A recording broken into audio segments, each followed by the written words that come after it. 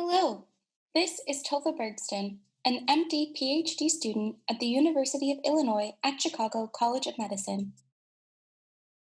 This video is a part of our Survivors Advising Scientists educational program, a bidirectional educational platform meant to connect our communities and increase scientific literacy and engagement. Our goal is to bring everyone to the table for scientific discussions related to cancer science and therapies. This is video number 9, How to Read a Scientific Poster.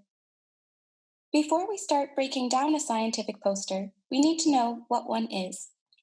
While researchers typically aim to publish their work in written articles in scientific journals, a scientific poster is a visual way of representing research. Posters are typically presented by researchers at conferences during poster sessions. These are large gatherings where attendees of the conference walk around at will and can stop to listen at posters that interest them. At the posters, researchers will give more casual presentations of their research than one would find in a scheduled talk.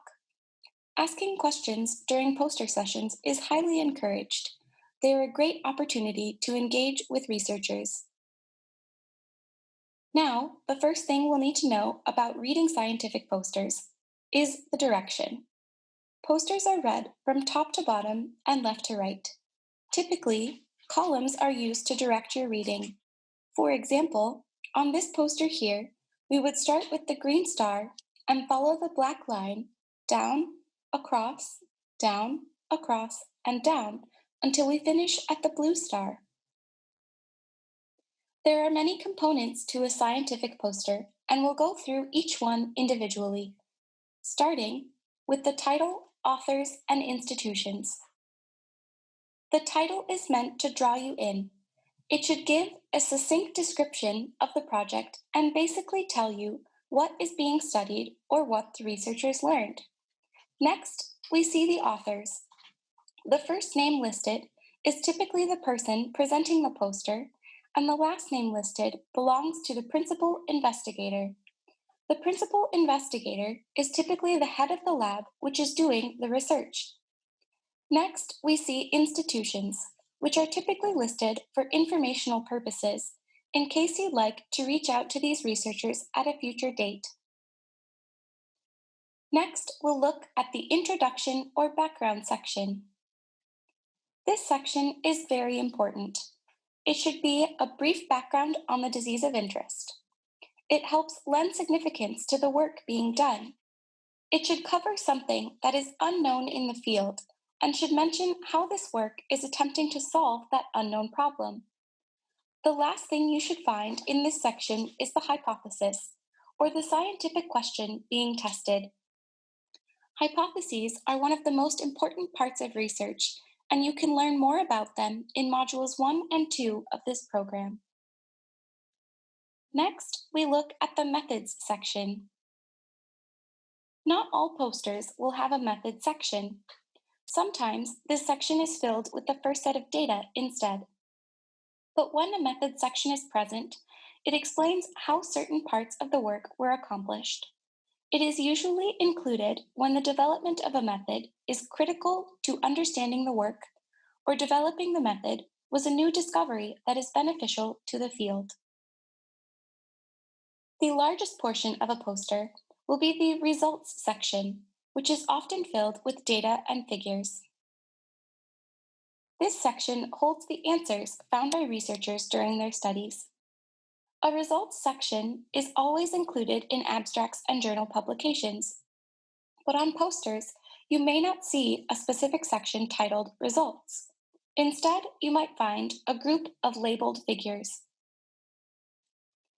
There are different types of data and figures, the most common of which is graphs. Usually, bar graphs will have a dependent variable, which is displayed on the y-axis. The dependent variable is representative of the outcome that researchers were curious about. The independent variable will live on the x-axis, and this is what researchers change in order to see an effect. You can learn more about experimental variables in Module 3 of this program. Well-designed experiments have controls. They are usually the leftmost bar in a graph. I'd like to go through an example of a control.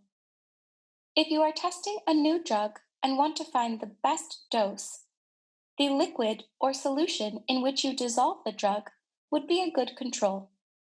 That way, you can make sure you're comparing the effect of your drug to a baseline of the non-removable effect of your solution.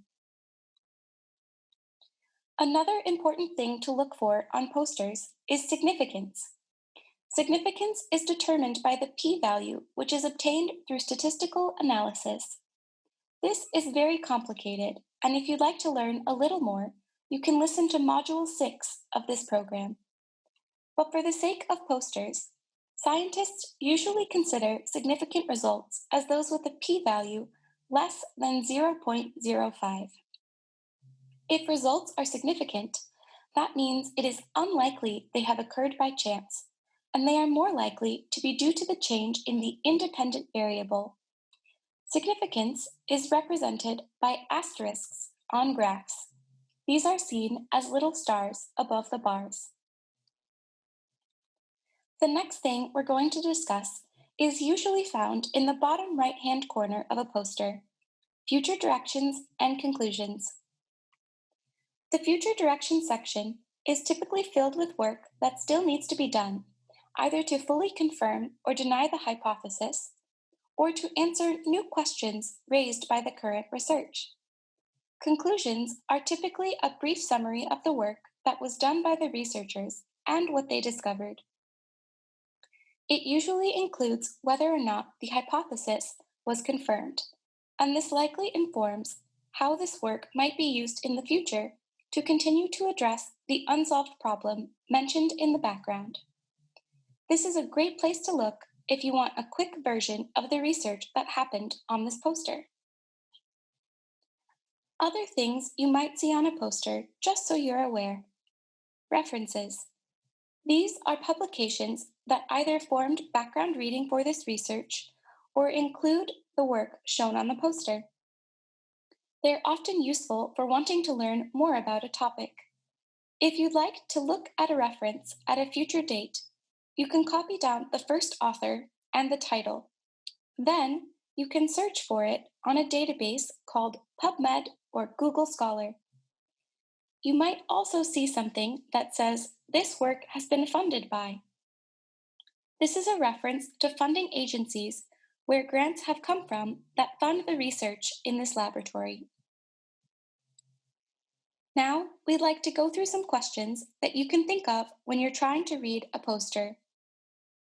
What were the researchers trying to accomplish? What unsolved problem were they trying to address? What is their hypothesis? For example, do the researchers think a new drug is more effective at treating a disease model than the current gold standard treatment? Is their data significant? Can you see statistics or p-values or asterisks? Are the results meaningful? What conclusions can you draw from this data? How might this data answer the unsolved problem? Did the researchers address their hypothesis? Was it accepted? Do there appear to be any apparent biases or mistakes or errors that could affect the results of the study? This is the end of Module 9. Now, the presenters would like to thank Dr. Kidievsky and the administrative staff of the University of Illinois Cancer Center for their support in this effort. Additionally, we'd like to give a special thank you to all the cancer patient advocates who provided feedback during the development of these modules. We'd also like to thank you for reviewing this module, and we invite you to send any feedback on this module or suggestions for future content. Thanks again.